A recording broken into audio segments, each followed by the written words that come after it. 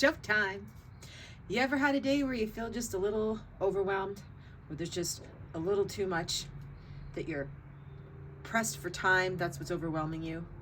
That there's not enough time in your day to get everything in that you want to get in, that you want to execute within a certain time frame? Only, not to realize, I mean, obviously you know it all along, but only to realize that, you're the one putting the conditions and the pressure on yourself, because you're the one that has set the expectations. Well, I've had one of those days, let me tell you about it. Welcome to As Sarah Turns, where I talk about my memoirs, my aspirations, and all the stuff in between, like today. Hi, I'm Sarah. It is October 1st, 2025 at 27 minutes after 7. Spit spot, TikTok, spit spot. If not now, then when? I'm running out of time. That's been the story all day. And yes, I feel overwhelmed. It started as usual with not rising from my slumber early enough. And so the reason why I have put expectations on myself to execute a certain amount of tasks within a certain amount of time that I'm running out of.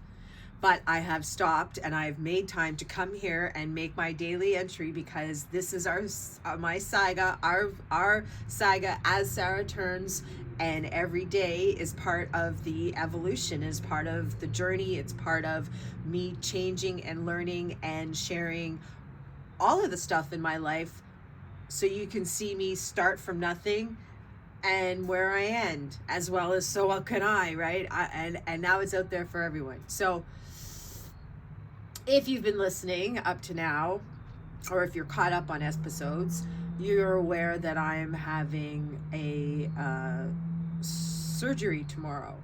And yes, it is cosmetic surgery, but it's not elective. The insurance is covering it. It is actually medical. My field of vision is impaired, is inhibited, is compromised, because I have too much skin and it's gotten too loose, and my eyebrows aren't even, they're supposed to be above the brow bone, or at least on it. Mine are below it, which in turn causes my eyelids to be lower, which in turn causes them to rest on my eyeballs, which in turn causes my contact lenses to not fit comfortably. That's what led me on to the problem. I was like, what the hell is wrong with my eyeballs? Why are my contact lenses not fitting? Why are they moving? It doesn't make any sense. I'm not rubbing my eyes.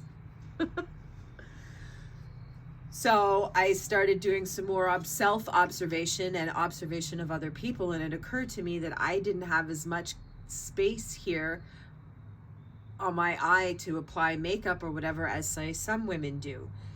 And then it occurred to me that I started to look in the mirror more closely, or closer, and noticed that as the course of the day wore on, so did my eye wear down. To the point that some days my eyes would be so droopy that I would start off with just wearing mascara. I have no other makeup on, but by the end of the day, it looks like I have eyeshadow on, because my eyelid has rested on my eyelashes so much. So in turn, over 30% of my field of vision is compromised. So I qualify for it to be a medical procedure funded by the insurance completely. So I said, I would like my contact lenses to fit properly. I would like to not have as many headaches. I would like to feel like my head isn't heavy. I mean, there are some days it just feels so heavy, and I can go like this, and I literally feel like, when you've been on your feet all day and you finally sit down and then you elevate your feet, and that feeling of like, oh, that's how it feels some days. By doing this, that's the relief that I feel. Like right now, It's pretty good. So I'd like to not be fatigued. I'd like to not, I would just so I said, okay, let's do that. And we scheduled, this was back in June, July, and we scheduled it for October. And back in June and July, it seems so far away, but now it's here. And literally the surgery is Thursday, October 2nd, but I didn't have my last consultation and brief, not debriefing, but brief until Tuesday, the last Tuesday of September, like yesterday. And now and okay, I think Monday the esthetician called, so I got a little bit of, or maybe Tuesday morning before I went to the, so I had a little more insight, and all of a sudden it just seemed like a lot of stuff. And also I didn't realize how much downtime and how much I'm not going to be allowed to move, and how inconvenient it is, and how it's maybe more inconvenient than when I had hip surgery, believe it or not. So now, and since Tuesday, right? So that's only like Tuesday afternoon and all of today, I'm trying to scramble to get everything I need to get done at work, because they recommend taking a whole week off. I'm not allowed to stand on my feet more than 4 hours. I have to sleep with my head elevated. I cannot bend at the waist. I have to bend at the knees in the bed to get like a squat, which is, we should all be bending like that anyway, but you know, we don't always, but I have to make sure that I do, because I can compromise the whole procedure, and I can incur extra swelling, which could be extra bruising and extra bleeding, and we don't want any of that, right? I mean, as it is. And I have to wear can't wear contacts for 2 weeks. And I have a follow-up at the 10-day mark, which was the same thing with the hip surgery. It's a 3-hour procedure. Thank God I don't have to be there until 7:30 in the morning now. I thought this surgery was going to be at 7, but they pushed it to 9. So, you know, I woke up this morning, and like I said, I had to get a bunch of things done at work so that I can take the time off, or not have to do as much work if I have to go back in the middle, right? In the middle of the week, in the middle of the 7 to 10 days that I'm supposed to be doing downtime. Then, and not to mention, like, get a few things sorted, like grocery wise for the house, because I live alone. So it's not like anyone's going to be running errands for me. Now, they told me I can drive and everything after the first 24 hours, but I don't know. I might not feel it. It's not that I'm going to be embarrassed to go in public. That's not it. But I don't want to bugger up my face. And the more you move around, and the more stress and the more activity and the more pressure, the more potential to compromise the surgery, right? So all of this is on my mind, because I'm a fidget. I have a really hard time sitting still. And it's like, this is my face. I don't want to bugger up my face. Like, and I don't want to have to go and have something else done, you know, so I'm concerned, and I'm concerned about going to the hospital. I've never been to that hospital, right? I'm concerned about the check-in time. I'm concerned about, like, then I'm waiting, and it's just, you know, you're playing everything through your mind, right? And I don't want to, and I want to have the floors, I want to vacuum and mop the floors, and I want to wax my legs and everything tonight yet still, and it's already 7:30, and I was like, I have to make content now, because after I do all those things, I'm not going to want to. I'm not going to be in the mood to sit down. So you guys are priority as usual, right? TikTok, spit spot, if not now, then when? So I ran all day. I filled up the car with gas. I went and picked up some dry cleaning. I went and finished some work, picked up some stuff at work, and took care of some extra tasks to get ahead. I spent like 4.5 hours there. I got some food, and I got some supper for tonight. I spoke to the pre-op lady. I spoke to the nurse at the clinic. My driver is all set, and I've moved most of the things from the bottom shelf in the fridge to the up that I might need, so that I don't have to bend over any more than necessary. And yeah, and so like I said, I just really, what I want to do tonight is I've stripped the bed, so I got to make the bed with fresh linen. I have to vacuum the house and mop the floors and wax my legs, and then shower and get to bed. And I would like to do all that before 9 o'clock, and it's not going to happen because waxing alone is an hour and 15. So probably closer to 10 o'clock.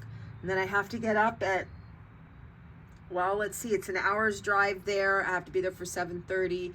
So I need to leave here by 6:30 at the very latest. And that means I need to get up probably by 5 so that I'm not just rolling out of bed and running out the door. So it'd be good to be in bed asleep before midnight, which is really hard for me because I have so many things to catch up on any given night. And I haven't published now for 2 nights, but I will have time to do that tomorrow afternoon and the next couple of days. I'm going to have downtime where I'm not active. So at least until probably Monday before I'm really up and around being active outside of the house. So it'll give me time to catch up on publishing YouTube. It'll give me time to fix the gauge, well, not fix, but find out where I am with my cage number. I know I've been given a cage number, but now I got to start trying to use it. So I have a website I need to build. I opened up the mail today and I got the resale tax certification for the state of Michigan. So now I can start looking at auctions and buying things in bulk and having a little sell things on the side. I follow Shannon Jean on X. He has some stuff on YouTube. He's done some interviews with KTO channel. I'm all in. And I'm all in for the private, the cage number is government contracting and subcontracting. So now I'm illegal to do that too. So I just need to figure out what NAICS codes I'm going to try and find contracts under and start bidding. So much work to do. So much work.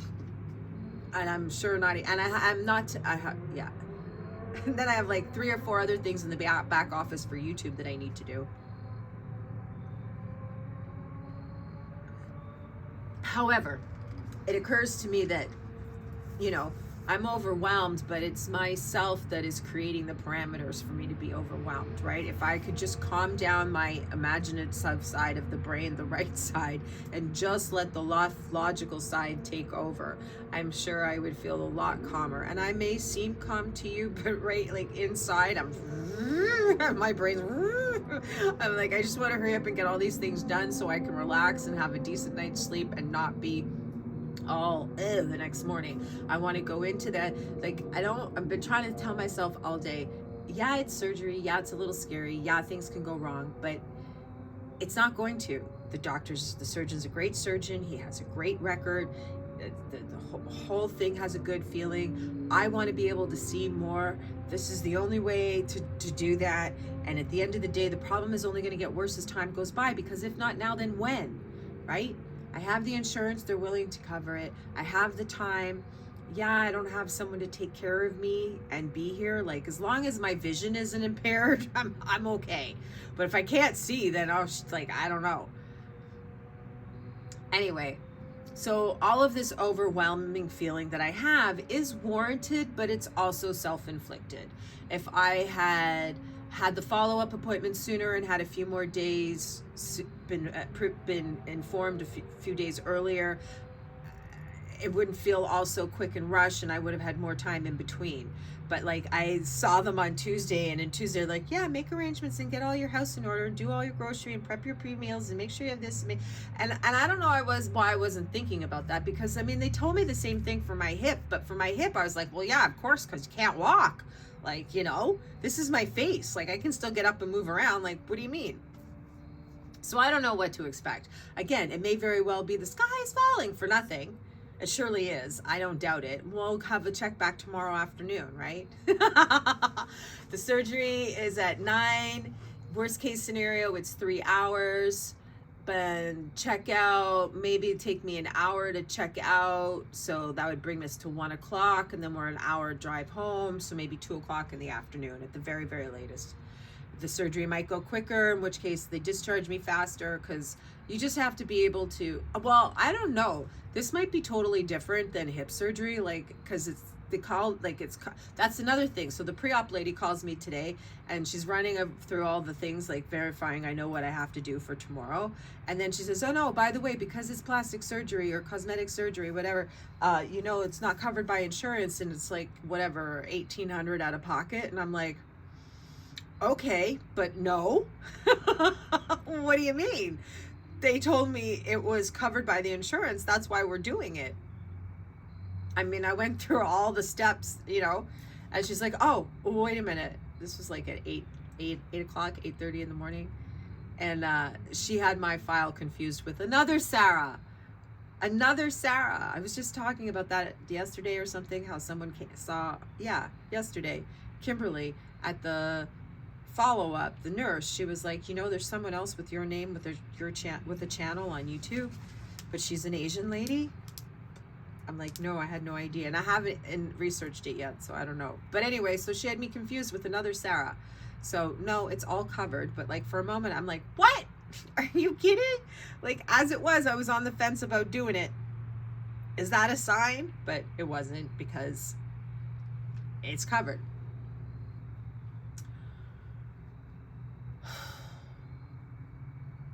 I'm a little wound up. I am. I have a bit of a headache. I'm ready for it to be this time tomorrow. That's what I'm ready for. So my point was, right, that I created the expectation, I created the parameter and the conditions, I created the unnecessary stress. And there's a few things that could have been done in hindsight, right? As always, hindsight's 20/20. I could have made the calls a little sooner and been a little more persistent, as opposed to waiting for them to just call me. And I could had thought back to when I had the other surgeries and made some inquiries based off of the baseline of that outcome and those procedures, right? But I didn't think of any of that, because it's been 2.5, 3 years since I've had the first surgery in my hip. And anyway, it's not a real excuse. I just, like I said, I have a habit of jumping in and looking back and going, oh. And everything always works out. And maybe now this time, this is the third time, right? Things happen in threes. I will be better prepared to know what to expect and remember, I'm using the wrong word, remember what to expect, because I've already been through it. And not be so hard on myself. If it turned out that I don't get the floor mopped and vacuumed tonight, it's not the end of the world. But I will get it done, because I love a clean floor and bare feet. And clean sheets and a clean body. Oh my God, I'll have all 4 of them in one evening.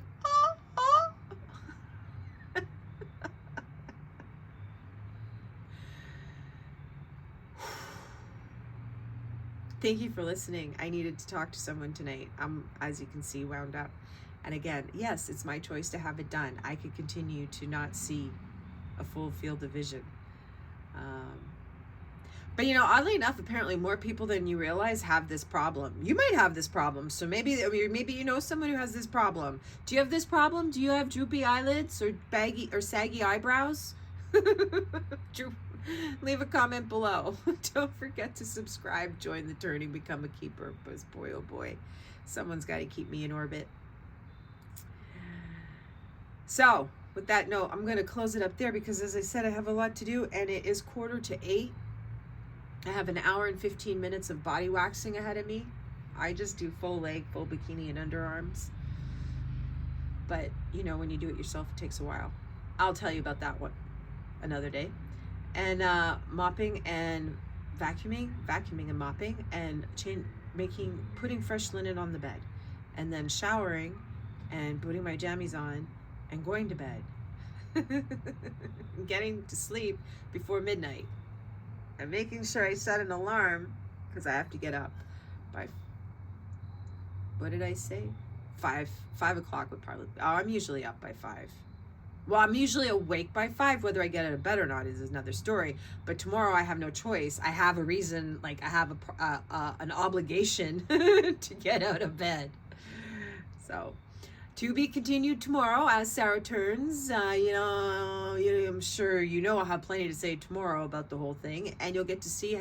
This is the before. You'll get to see the after. That's it. Don't forget.